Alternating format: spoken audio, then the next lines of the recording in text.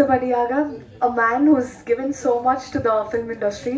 ரொம்ப வருஷமா நிறைய contributions கொடுத்திருக்காரு. A fantastic actor, amazing writer and fantabulous director as well. Mr. Bhagiraj அவர்களை சில வார்த்தைகள் பேச அழைக்கிறேன்.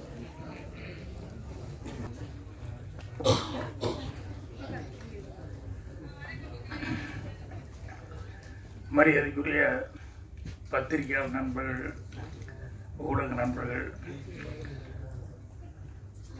அவங்க எல்லாத்துக்கும் என்னுடைய பணிவான வணக்கம். அதே மாதிரி இத்தனை பார்ட்டிமார்கள்லாம் வந்து நடிச்சுட்டு வந்திருக்காங்க. எவ்வளோ நேச்சுரலாக நடிக்க முடியுமோ அவ்வளோ நேச்சுரலாக. எனக்கு சில நேரங்கள் அதில் வந்து ராஜ்குமார் டைலாக் எழுதினாரா இல்லை அவங்களே சொந்தமாக பேசிட்டாங்களா அப்படிங்கிற அளவுக்கு சந்தேகம் வந்தது. அந்த அளவுக்கு ரொம்ப இயல்பாக வந்து பண்ணியிருந்தாங்க. எல்லாத்துக்கும் மேடையில் இருக்கிறவங்க எல்லாத்துக்கும், முன்னால் இருக்கிறவங்க எல்லாத்துக்கும் என்னுடைய பணிவான வணக்கத்தையும் புத்தாண்டு நல்வாழ்த்துக்களையும் முதலே சொல்லிக்கிறேன். நாளைக்கு ஒரு நாள் தான் இருக்குது, நாளன்னைக்கு. ஸோ இந்த புத்தாண்டில் திரைக்கு, தமிழ் திரைக்கு ஒரு சிறப்பான செய்தி, ஒரு சிறப்பான ஒரு இது நடந்திருக்கு அப்படின்னு சொன்னோம்னா அது வந்து இந்த ஆஹா இவங்க ஃபைண்டுன்னு சொல்லி இவங்க வந்து கிடைச்சதுங்கிறது. இதுதான் தமிழ் திரை 2025க்கு வந்து எல்லாருக்குமே ஒரு பிரைட் ஃபியூச்சர் தெரியுது அப்படிங்கிற லெவலுக்கு இவங்க வந்ததுங்கிறது வந்து சினிமாவை நோக்கி வரக்கூடிய இளைஞர்கள் எல்லாத்துக்குமே மிகப்பெரிய உதவியாக இருக்கும். அதனால் அவனுக்கு ஸ்பெஷல் தேங்க்ஸ் வந்து நான் சொல்லிக்கிறேன். ஏன்னா நான் ஆஹா டீம் அப்படின்னு சொல்லி சொன்னோடனே தமிழ் எங்கே கரெக்டாக பேசுவாங்களா இல்லையா அப்படின்ட்டு இருந்தால் கவிதா வந்து ரொம்ப பிரமாதமாக பேசினாங்க. நிறைய உதாரணங்கள் எல்லாம் வேறு சொன்னாங்க. நிறைய பூ பூத்தது அவங்க சொல்லும்போது. நான் அடிக்கடியோட மீட்டிங்கில் சொல்லுவேன், எல்லா பூவாசமும் வந்து காற்று எப்படி வீசுதோ அந்த டைரக்ஷனில் தான் போகும்.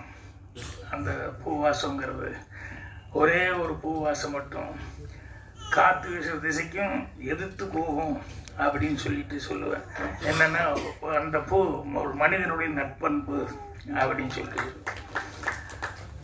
அந்த மாதிரி இவங்க வந்து சினிமாவில் எல்லாருமே கொஞ்சம் கமர்ஷியல் மைண்டு, ஃபோட்டோ காசு எடுக்கணும், ஏன்னா அவங்க அதில் தானே இருந்தாக்கணும் மறுபடியும்.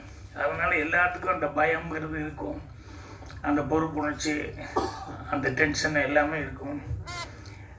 பட் இவங்க வந்து இதை வந்து ரிஸ்க் எடுத்து பரவாயில்ல, என்கரேஜ் பண்ண, இந்த மாதிரி ஆட்களை என்கரேஜ் பண்ணால் நல்லது அப்படிங்கிற மாதிரி சொல்லி அவங்க வந்து ஆஹா ஃபைண்ட் அப்படிங்கிறது இன்றைக்கி ஆரம்பிச்சது. உண்மையிலேயே ரொம்ப ரொம்ப ராஜ்குமாருக்கு மட்டுமல்ல, சினிமாவை நோக்கி வரக்கூடிய எல்லா இளைஞர்களுக்குமே வந்து அது மிகப்பெரிய ஒரு உதவியாக இருக்கும். அதனால் தமிழ் திரையுலகம் சார்பாகவே நாங்கள் வந்து மனமார்ந்த நன்றியை வந்து தெரிவிச்சுக்கிறேன். தாஜ்னூர் அவருக்கு ஸ்பெஷல் தேங்க்ஸ் சொல்லிக்கணும். என்னென்னா இந்த படத்தை வந்து பார்க்கணுன்னு அவர் தான் எனக்கு ஃபோன் பண்ணி, வர்ற வரைக்கும் எனக்கு தெரியாது, ஆனால் வர்ற வழியில் தான் படத்தினுடைய பேர் என்ன இருக்கிறது நான் அதுக்கப்புறம் தெரிஞ்சுக்கிட்டேன். அவர் இந்த படத்துக்காக அவர் வந்து எவ்வளோ ஸ்ட்ரெயின் பண்ணியிருக்காரு அப்படிங்கிறதெல்லாம் ராஜ்குமார் சார் சொன்னாப்புல. அவர் சொல்லும்போது சொன்னார், இந்த படத்தில் எனக்கு எப்படி மியூசிக் பண்ணுறது அப்படிங்கிறது கொஞ்சம் கன்ஃபியூஷனாக இருக்குது அப்படின்னு சொல்லிட்டு. சில நேரங்கள் அப்படி வரும். எப்படின்னு விஸ்வநாதன் ரீரிகார்டிங் வாட்சிட்டு இருக்கும்போது திடீர்னு ஒரு இடத்துல நிறுத்திக்கிட்டார். தம்பி ஒரு சின்ன கன்ஃபியூஷனாக இருக்குது, என்ன பண்ணுறதுன்னு தெரியல, என்னென்ன அப்படின்னு. இல்லை, அந்த கேரக்டர் அழுதுட்டு இருக்கான், அவங்க அம்மா செத்து போச்சு, ஆனால் நீங்கள் பேசுகிற டைலாக் வந்து எல்லாரும் மியூசிஷியன் தான் கைதட்டி ரசிக்கிறான், சிரிச்சுக்கிட்டு இருக்கான். நான் அந்த அழுகிற கேரக்டருக்கு மியூசிக் போடுறதா, சிரிக்கிற கேரக்டருக்கு மியூசிக் போடுறதா, எப்படி போடுறதுன்னே தெரியல எனக்கு அப்படின்னு சொல்லிட்டு அந்த நாட்டில் முக்கியமான ஒரு இடத்துல வந்து அவன் நிறுத்திட்டு கேட்டார். அப்புறம் நான் ரெண்டுக்கும் சேர்ந்த மாதிரியே போடுங்க, ரெண்டுக்கும் வயா மீடியா இருக்கிற மாதிரி போடுங்க அப்படின்னு சொல்லி அந்த இடத்துல பிரமாமா ரீரிகார்டிங் பண்ணியிருந்தார். சில நேரங்களில் காமெடின்னா காமெடிக்கு வந்து தனியாக வாச்சிட்டு போயிடலாம், பேத்தாஸு லவ் அது இதுக்கு அந்தந்த மூடுக்கு பண்ணலாம். இப்போ என் படங்களில் அதெல்லாம் மாறி மாறி வந்துடும். திடீர்னு சிரிச்சுக்கிட்டே இருக்கிற மாதிரி இருக்கும், டக்குன்னு லேசாக ஒரு சென்டிமெண்ட் வந்துடும். அப்புறம் சென்டிமெண்ட் சீனாக இருக்குன்னு நினச்சிட்டு இருக்கும்போது திடீர்னு வந்து காமெடி அப்படிங்கிறது வரும்.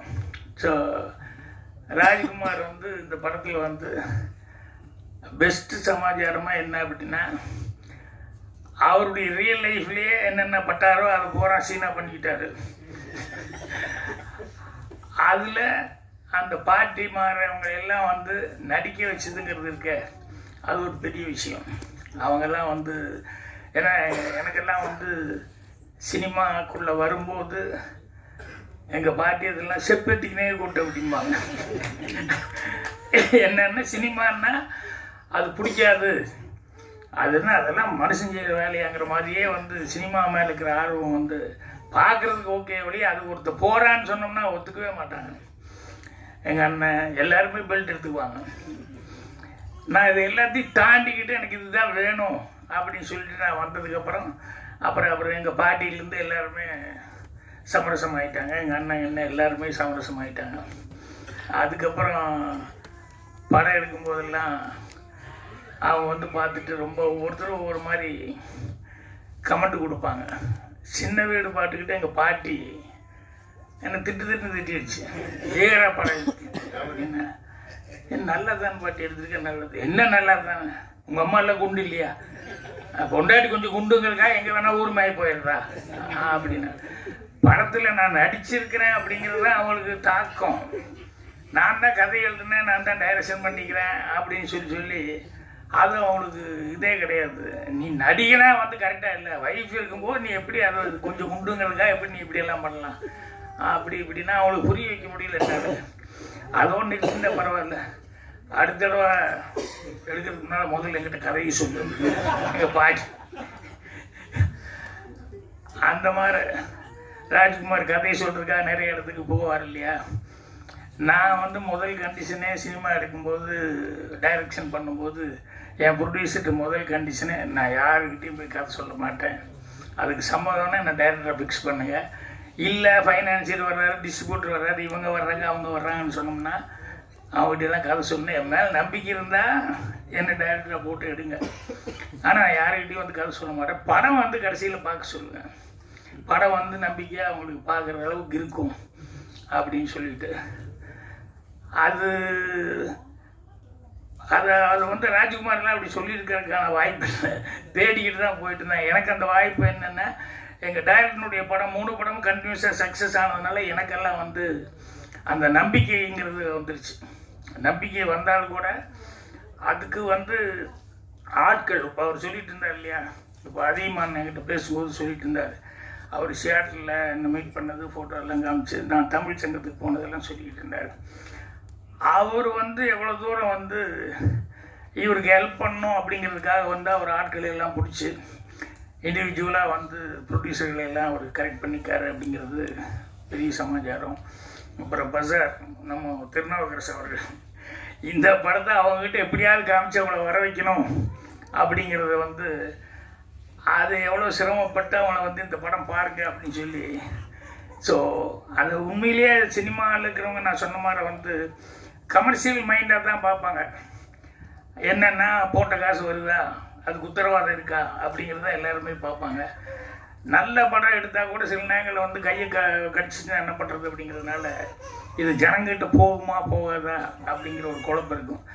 ஜனங்கிட்ட போகிறது அப்படிங்கிறது போனால் தானே தெரியும் அது நல்லா இருக்கா இல்லையாங்கிறது, போகாமையே எப்படி தெரியும். ஸோ அதனால் இது வந்து அவங்க வந்து அந்த பாட்டி இவங்கெல்லாம் வந்து நடித்தது, அந்த ரியலாக இருக்கக்கூடிய சில ப்ராப்ளங்கள் அதெல்லாம் வந்து பார்த்துக்கிட்டு அந்த கதையோடு ஒட்டி வந்து இவங்க பார்த்து இல்லையே அது நல்லா தான் இருக்குது, அங்கங்கே சிரிப்பு இருக்குது, அங்கங்கே சென்டிமெண்ட் இருக்குது அப்படின்னு சொல்லிட்டு இது எல்லாமே வந்து இந்த ஆஹா டீம் வந்து பார்த்து செலக்ட் பண்ணுறதுங்கிறது இருக்குது. அதுதான் கிரேட். அதனால தான் வந்து இந்த ஆஹா ஃபைண்டுங்கிறதுல ஃபஸ்ட்டு படமாக வந்து ஒரு நல்ல படம் பயோஸ்கோப்புங்கிற ஒரு படத்தை வந்து ஃபஸ்ட்டு படமாக செய்கிறாங்க. அந்த ஃபஸ்ட்டு படமாக செய்கிறது அளவுக்கு படமும் வந்து ராஜ்குமார் வந்து நல்லா சிரமப்பட்டு அந்த ரியல் லைஃப்பில் இருக்கிற கேரக்டர்ஸே எல்லாத்தையும் பிடிச்சி போட்டு பண்ணனா ஏன் கதைகள் அந்த பாட்டில் பார்த்தா முன்னால் எல்லாம் அழுதுட்டு இருக்கிற பாட்டிகள்லாம் இருக்காங்களே எல்லாமே ஒரிஜினலாக அந்த ஊருக்காரங்க.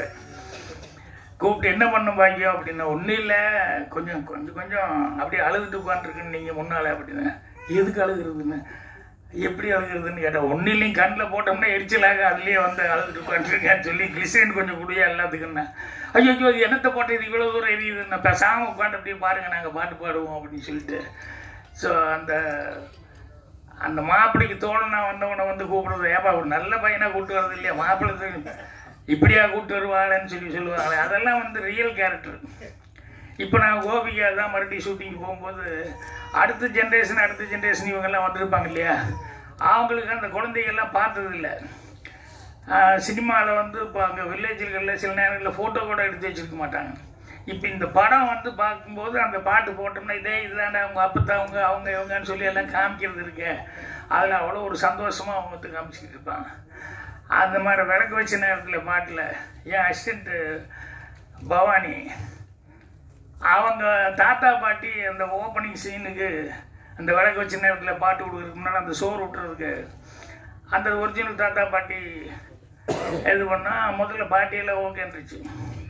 தாத்தா வந்து அட பரிசலில் இங்கே உள்ளே வந்து அவ்வளோ தூரமெல்லாம் நான் வரமாட்டேன், நான் போ அப்படின்னு சொல்லி நீ போயிட்டு வா அப்படின்ட்டுச்சு. அப்புறம் பாட்டியை கூப்பிட்டா அவர் இல்லாமல் நான் மட்டும் வந்து யாருக்கோ சோறு விட்டுறதுக்கு நான் எங்கே வர்றேன் அப்படின்ட்டு அதில் வரமாட்டேன் அப்படின்னு சொல்லிட்டு அப்புறம் 2 பேர்த்தையுமே ஒரிஜினல் பேரையே வந்து கஷ்டப்பட்டு எடுத்துகிட்டு போய் கடைசியில் ஷார்ட் எடுத்தோம். ஸோ அந்த மாதிரி ரியல் கேரக்டர்ஸு சினிமாவில் பார்க்கும்போது கல்லாப்பட்டி சிங்காரமெல்லாம் அவர் ஏன் அவ்வளோ தூரம் இருந்ததுன்னா எனக்கு தத்ரூபமாக அந்த மாதிரி கேரக்டர்ஸ் எல்லாம் இருக்காங்க. சூர்யா சித்திரங்களில் அதே மாதிரி அந்த டெய்லர் கேரக்டர்லாம் பார்த்தோம்னா ஒரிஜினலாகவே அந்த மாதிரி பேசிட்டு இருக்கிற கேரக்டர்ஸ் இருக்காங்க. ஸோ இதெல்லாம் சினிமாவில் வைக்கும்போது கண்டிப்பாக ரசிப்பாங்க அப்படின்னு சொல்லிட்டு ஒரு நம்பிக்கையோடு நம்பிக்கிறேன். ஆனால் என்னென்னா டேஸ்ட் வந்து ஒவ்வொருத்தருக்கும் ஒவ்வொரு மாதிரி இருக்கும். சில பேர்த்துக்கிட்ட சில கதையை சொல்லும்போது என்ன சார் இது இப்படி இருக்குது அப்படி இருக்குது அப்படிமா படமாக வந்து பார்த்தா தான் அதுக்கப்புறம் சரி அப்படின்னு சொல்லுவாங்க. ஸோ அதனால தான் நிறைய பேர் போய் கதை சொல்ல போகும்போது மாட்டிட்டு முடிக்கிறதுக்கு காரணமே என்னென்னா அவங்க வந்து டேஸ்ட் ஒன்றா இருக்கும், இவங்க கதை சொல்ல போகிறவங்க ரொம்ப நம்பிக்கையோடு இருப்பான், இது கண்டிப்பாக ஜனங்கிட்ட போய் சேரும் அப்படின்னு நம்பிக்கையாக இருப்பான். அது சிங்க் ஆகிறது சில நேரங்களில் ஈஸியாக இருக்கும், சில நேரங்களில் கஷ்டமாகவும் போயிடும். அதனால் ராஜ்குமாரை பொறுத்த வரைக்கும் அதிகமான ஆட்கள் திருநாவுக்கரசு மாதிரி இவங்க எல்லாம் வந்து இருந்ததுனால இந்த ஆஹா டீம் கிடைச்சதுங்கிறது வந்து ஒரு மிகப்பெரிய ஒரு இது வந்து இவங்களுக்கு மட்டும் கிடைச்சதா இல்லை, நான் சொன்ன மாதிரி தமிழ் இண்டஸ்ட்ரிக்கே வந்து சின்ன படம் எடுக்கிறவங்க எல்லாத்துக்குமே இது வந்து மிகப்பெரிய ஒரு உதவியாக இருக்குது. ஸோ அதுக்கு வந்து ஸ்பெஷல் தேங்க்ஸ் சொல்லிக்கிறேன். ராஜ்குமார் படத்தை பற்றி நான் பெருசாக ஒன்றும் சொல்லணுங்கிறது இல்லை, ஏன்னா படமே வந்து ரியலிஸ்டிக்காக இருக்குது. எல்லாரும் அங்கங்கே சிரிச்சுக்கிட்டு இருக்காங்க, பாட்டி கீட்டி எல்லாமே அவங்கவுங்க நடிக்கும்போது ஜனங்க ப்ரெஸ் ரியாக்ஷனே அந்த அளவுக்கு இருந்தது. ஸோ அதனால் நீங்கள் ஒரு இடம் மட்டும் நான் கொஞ்சம் ஃபீல் பண்ணிக்கிட்டேன். என்னென்னா இந்த ஜோசியத்தை பற்றி சொன்னீங்க இல்லையா, அது எல்லாருமே அப்படி தப்பான ஆட்கள் இல்லை. அதை வந்து நீங்கள் அந்த ப்ரொஃபஷனே அப்படின்னு சொல்லி எங்கேயா ஒரு இடத்துல பாயிண்ட் பண்ணியிருக்கலாம். ஏன்னா எல்லாத்தையும் நல்லது கெட்டதுங்கிறது இருக்குது. இப்போ இதெல்லாம் சாமி மாற கடைசி வரைக்கும் சர்ச்சைக்குரிய பிரச்சனை தான், ஜோசியங்கிறது சர்ச்சைக்குரிய பிரச்சனை தான். ஆனால் எனக்கு தெரிஞ்சு ஜோசியத்தில் வந்து அந்த கணக்கு மேத்ஸ் அப்படிங்கிறத வச்சுக்கிட்டு சில பேர் சொல்லுவாங்க. அந்த மேத்ஸ்ன்னு சொன்னது இவங்க எப்படி சொன்னாங்க அப்படின்னு சொன்னோம்னா எனக்கு ரொம்ப ஆச்சரியமாக இருக்கும். நான் இப்போ 4 நாளைக்கு முன்னாடி கூட சொல்லிட்டு இருந்தேன். முரளி வீட்டில் வந்து என்னோடய அசிஸ்டண்ட் தான் தமிழ் சிற்பி, அவர் வந்து கட்டமெல்லாம் பார்த்து அதெல்லாம் சொல்லுவார். முரளி வீட்டுக்கு போனப்போ முரளிக்கு அவங்க பையனுக்கு யாருக்கோ பாருங்க அப்படின்னு சொல்லி ஜாதகமெல்லாம் எடுத்து நீட்டினப்போ இவர் அப்படியே பார்த்துக்காரு. அவங்க பொண்ணு அவங்க என்னென்னா அந்த பொண்ணுக்கு சுத்தமாக படிப்பே வராது, இது தேராது, எப்படி கல்யாணம் முடிச்சுட்டா விட்டுற போகிறோம் அப்படிங்கிற லெவலில் அவங்க நினச்சிருந்தாங்க. இவர் போய் இவங்களுக்கெல்லாம் பார்த்துக்கும் போது இது பொண்ணு ஜாதகமாக, ஆமாம் இந்த பொண்ணு டாக்டர் ஆகுங்க அப்படின்னு. இது 8ஆம் கிளாஸ் 10ஆம் கிளாஸ் தேடுறதே ரொம்ப கஷ்டம், விளையாடுறீங்களா நீங்கள் அப்படின்னு சொல்லிட்டு யாருமே வீட்டில் நம்பலையா. அவர் வந்து டாக்டர் ஆகுன்னு சொன்னார். உண்மையிலேயே அந்த பொண்ணு டாக்டர் ஆகிடுச்சு. அதுக்கப்புறம் என்னன்னா எப்படி சிற்பி இப்படி சொல்கிறீங்க அப்படின்னா, சரி இது ஒரு கணக்கு தான் சார், அதனால் வந்து சில விஷயங்கள் வந்து கரெக்டாக ஒர்க் அவுட் ஆகுது, நான் ஒரு 2000-3000 ஜாதகம் பார்த்துக்கிட்டு அதுக்கப்புறம் சொன்னேன். ஆனால் எல்லாரும் அந்த மாதிரி கட்டிக்கிறதாம இருப்பாங்கன்னு சொல்ல முடியாது. இதை வச்சு பொழப்பு நடத்திட்டு இருக்கவங்க நிறைய பேர் இருக்காங்க. நீங்கள் சொல்லும் போது அந்த மாதிரி ஆட்களை மட்டும்தான் நம்ம மென்ஷன் பண்ண மாதிரி இருக்கணும். ஏன்னா அதில் வேறு மாதிரி இருக்கிறவங்கெல்லாம் இருக்காங்க இல்லையா. ஸோ ஆனாலும் படத்தில் வந்து அந்த மெசேஜுங்கிறது வந்து கடைசியில் அந்த குழந்தைகள்லாம் பேசுகிற மெசேஜ் இருக்க அது வந்து ரொம்ப கன்வீன்சிங்கான மெசேஜாக இருந்தது. தப்பு பண்ணுறவங்க எல்லாருமே இதனால் எத்தனை பேர்த்துக்கு ஒரு இது அப்படின்னு சொல்லிட்டு அதே மாதிரி அந்த இடமும் அவங்க சொல்லும்போது எவ்வளவு கஷ்டப்பட்டிருந்தாலும் அந்த பொண்ணு வந்து கல்யாண பொண்ணு வந்து அவருக்கு நான் நன்றி சொல்லணும் அப்படின்னு சொல்லிட்டு மைக்கில் சொல்லும்போது உங்கள் ரியாக்ஷன் அதெல்லாம் உண்மையிலேயே ரொம்ப டச்சிங்கான விஷயங்கள். ஸோ இந்த படம் கண்டிப்பாக ஜனங்கக்கிட்ட கண்டிப்பாக அதை ஏன்னா அவங்க வர வைக்கிறது தான் கஷ்டம். வந்துட்டாங்கன்னா ஆரம்பத்துலேருந்து கடைசி வரைக்கும் அவங்க சிரிச்சுக்கிட்டு ஜாலியாக என்ஜாய் பண்ணி படம் பார்ப்பாங்க. அதுக்கு உத்தரவாதமாக நிறைய சீன்ஸ் அந்த மாதிரி சீன்ஸ் இருக்குது. ஸோ ஆஹாவுக்கு மீண்டும் ஒரு முறை அவங்க ஃபைண்டுன்னு ஒன்று ஆரம்பித்ததுக்கு அவங்களுக்கு என்னுடைய மனமார்ந்த நன்றி தெரிவித்தேன். அவங்களும் இந்த புது வருஷத்தில் 2025 அவங்களுடைய லேண்டிங்கும் ரொம்ப நல்லா இருக்கும். அவங்களால நிறைய பேர் இன்னும் நிறைய பேர் ராஜ்குமார் மாதிரி எல்லோரும் வந்து ரொம்ப சிறப்பான முறையில் இது பண்ணுவாங்க. பத்திரிகையாளர் அவங்களுக்கு வந்து ப்ரெஸ் ஷோவுக்கு வந்து போடுறதுங்கிறதெல்லாம் ஒரு ரேர் ஆகி போச்சு. எங்கேயா தேட்டரில் பார்த்துக்கோங்கிறேன்னு சொல்கிறாங்க ஒழிய முதல் நாளே படம் போடலாம் அப்படிங்கிறதெல்லாம் வந்து இப்போ ரொம்ப ரேர் ஆகி போச்சு. ஏன்னா அந்தளவுக்கு படங்கள் எடுக்கிறவங்களுக்கும் ஒரு பயம் இருக்குது, ஏதாவது தப்பாக இப்போ மாதிரி ஆகிப்போமான்ட்டு. ப்ரெஸ்ஸு வந்து கண்டிப்பாக எல்லாத்துக்குமே நல்ல படங்கள் இருந்ததுன்னா சின்ன படமாக இருந்தால் கூட அவங்க தான் வளர்த்தி விட்றது, அவங்க வந்து எழுதுறது தான் வருது. இப்போ கேபிள் சங்கர்கிட்ட வந்து நீ கேட்டாங்க என்னங்க இது ரிலீஸ் 3ஆம் தேதிங்கிறீங்க என்னங்க இதுன்னு. இல்லை அது கொடுக்குறதெல்லாம் கொடுத்துட்டு தான் சார் இருக்கேன், நான் ஃபீல் பண்ணுறதெல்லாம் பண்ணிக்கிட்டு தான் இருக்கேன்னு நிறைய பேர் அது பார்த்துக்கிட்டு இது பண்ணிட்டுருக்காங்க அப்படின்னா. ஏன்னா சில படங்களுக்கு அது ரொம்ப தேவை, கொஞ்சம் ஆடியன்ஸை ரெடி பண்ணி தயார் பண்ணிட்டு அதுக்கப்புறமா ரிலீஸ் பண்ணது தான் நல்லாயிருக்கும். அதனால் தேட்டருக்கு வர வைக்கிறதுக்கு அதுக்கு உண்டான வேலைகள் இன்னும் 2-3 நாள் இருக்குது. அதனால் கரெக்டாக இன்னும் ஏதாவது ஒன்று பண்ணிக்கிட்டு பண்ணணும். என்ன நிக்கில் ஏதாவது பண்ணிட்டு இருக்க, நீ ஏதாவது ஒன்று பண்ணிட்டு தான் இருப்ப. நிக்கில் மாதிரி சுறுசுறுப்பான ஆட்கள்லாம் பக்கப்பலமாக இருந்துக்கிட்டு இருக்காங்க. எனக்கு இங்கே வர வரைக்கும் நிக்கில் வர்றது எனக்கு நிக்கில் தான் ஃப்ரீயாக இருக்கும் தெரியாது எனக்கு. அவர் தாஜ்மஹால் கூப்பிட்டாருன்னு சொல்லிட்டு அதுக்கு மட்டும் நான் வந்துட்டேன். குன்று இருக்கும் இடமெல்லாம் முருகன் இருக்கும் இடமெல்லாம் துணி மாற்றாம அதே துணி நிற்கிறாரு. வந்து நேரம் 2 ட்ரெஸ்ஸாக மாற்றி இருக்கணும், மாற்றாம நிற்கிறாருங்கிறது. ஸோ பத்திரிகையாளர்கள் கண்டிப்பாக உங்களுடைய நல்ல ஆதரவை வந்து இவங்களுக்கு படத்துக்கும் கொடுக்கணும், இந்த பயோஸ்கோப் படத்துக்கும் கொடுக்கணும். அதே மாதிரி வந்து தமிழுக்காக வந்து இவ்வளோ தூரம் ஒரு சர்வீஸ் மென்டாலிட்டியோட ஆஹா ஃபைன்னு சொல்லி ஆரம்பிக்கிறாங்க. அவங்களுக்கு உங்களுடைய ஆதரவு கொடுக்கணும்னு சொல்லி கேட்டுக்கிறேன். நன்றி, வணக்கம். Thank you sir. ஸோ அடுத்ததாக பயோஸ்கோப் படம் ரிலேட்டடான கொஸ்டின்ஸ் இல்லை ஆஹா ஃபைன் ரிலேட்டடான கொஸ்டின்ஸ் எதாவது இருந்தால் பிரசன்ட் மீடியா நண்பர்கள் நீங்கள் கேட்கலாம்.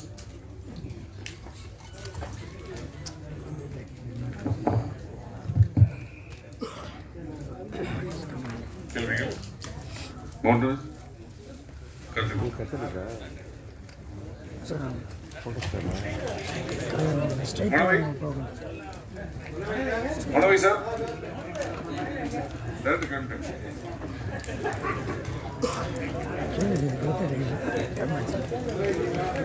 மனோவி டைரக்டர் கிளம்புறது கதை பேசிட்டு இருக்கீங்க.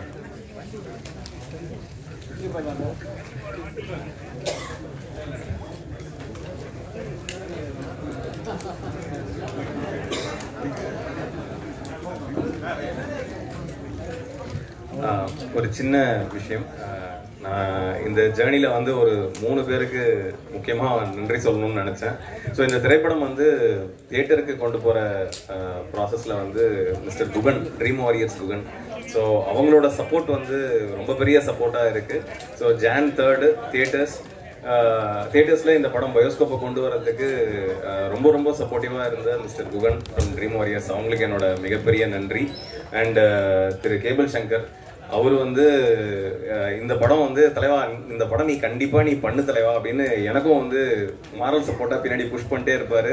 அண்ட் நிறைய பேரை கூட்டிகிட்டு வந்து இந்த படத்தை பற்றின விஷயத்தை வந்து கொண்டு போய் சேர்த்ததில் கேபிள் சங்கர் சாரோட பங்கு வந்து மிகப்பெரிய ஒரு பங்கு. So thank you cable Shankar sir. And ஃபைனலாக நிக்கில் சார், ரொம்ப நன்றி. நிஜமாக வந்து எனக்கு வந்து சில இடத்துலலாம் வந்து எங்கன்னா ஸ்டக் ஆனா சார் ஆப்ஷன் ஏ இல்லை கவலைப்படாதீங்க ஆப்ஷன் Z வரைக்கும் இருக்குது அப்படின்னு. ஸோ அந்த அளவுக்கு வந்து இந்த படத்துக்கு வந்து நிகில் சார் வந்து சப்போர்ட் பண்றது வந்து எனக்கு ரொம்ப ஆச்சரியமாகவும் சந்தோஷமாகவும் இருந்தது. Thank you sir. சீரியஸா வந்து இந்த படம் வந்து நிறைய பேருக்கு கொண்டு போய் சேர்க்கறதுல உங்களோட பங்கும் மிகப்பெரியது. And anchor you done a great job. Thank you so much. One second ஒரு டைரக்டர் தகவல் மட்டும் சொல்லுங்க. அதாவது அந்த காலத்துலலாம் கிராமத்தில் இருக்கிற மக்கள் பயாஸ்கோப் மூலமாக தான் சினிமாவை பார்த்துட்டு இருக்காங்க.